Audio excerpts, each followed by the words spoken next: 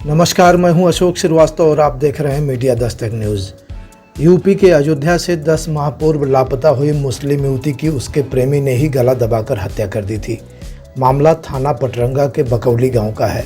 SSP Shailesh Pandey ने मामले का खुलासा करते हुए बताया कि हत्यारोपी वेद प्रकाश वर्मा विवाहित है। उसका गाँव के ही एक मुस्लिम युवती से प्रेम प्रसंग चल रहा था। युवती ने जब शादी करने का दबाव डाला तो उसने उसे रास्ते से हटाने की एक खौफनाक योजना बना डाली और उसमें गांव के ही अपने एक मित्र को शामिल किया। 16 अक्टूबर की रात आरोपी वेद प्रकाश वर्मा ने अपनी प्रेमिका माहिया बानो को अपनी ट्यूबवेल पर बुलाया और वहीं पर गला दबाकर उसकी हत्या कर दी। लाश को छुपाने के लिए अपने मित्र सीताराम का सहारा लिया और सीताराम के ही खेत में 6-7 फीट गड्ढा खोदकर शव को दफन कर दिया। मुखबिर की सूचना पर पटरंगा पुलिस ने आरोपी को कस्टडी में लिया और कड़ाई से पूछताछ के बाद उसने अपना गुनाह कबूल कर लिया। सुनिए एसएसपी शैलेश पांडे को। प्रभाकर चौरसिया की रिपोर्ट। थाना पटरंगा क्षेत्र में 16 अक्टूबर 2020 को एक अभियोग पंजीकृत कराया गया था गांव बकौली की एक महिला के द्वारा, जिनके द्वारा ये बताया गया था कि शादी के उद्देश्य से उनकी पुत्री का किसी ने अपहरण कर लिया। प्राप्त तहरीर पे तत्काल अभियोग पंजीकृत किया गया। इसमें विवेचनात्मक कार्रवाई प्रचलित थी। इसमें पुलिस ने इस घटना का पूरा खुलासा किया है, जिसमें 2 अभियुक्तों को गिरफ्तार किया गया है।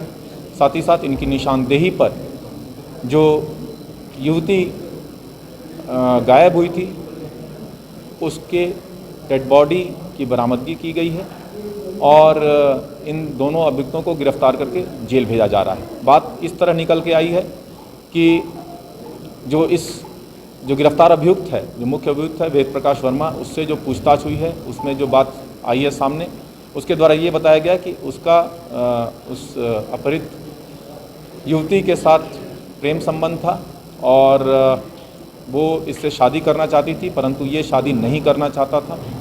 पूर्व से ही ये अभियुक्त वेद प्रकाश शादीशुदा था, इसलिए वो शादी से मना कर रहा था और इसी से मोटिवेट होकर उसने युवती को बाहर बुलाया और अपने दूसरे साथी सीताराम, जो कि उसी गांव का रहने वाला है, उसकी मदद से उसकी गला दबा के हत्या की तथा सीताराम के ही ज़मीन पर उसको गड्ढा खोद के गाड़ दिया तथा वहाँ पे उसको जुतवा दिया गया था। उस जगह को जुतवा दिया गया था जिससे कि किसी को शक न हो।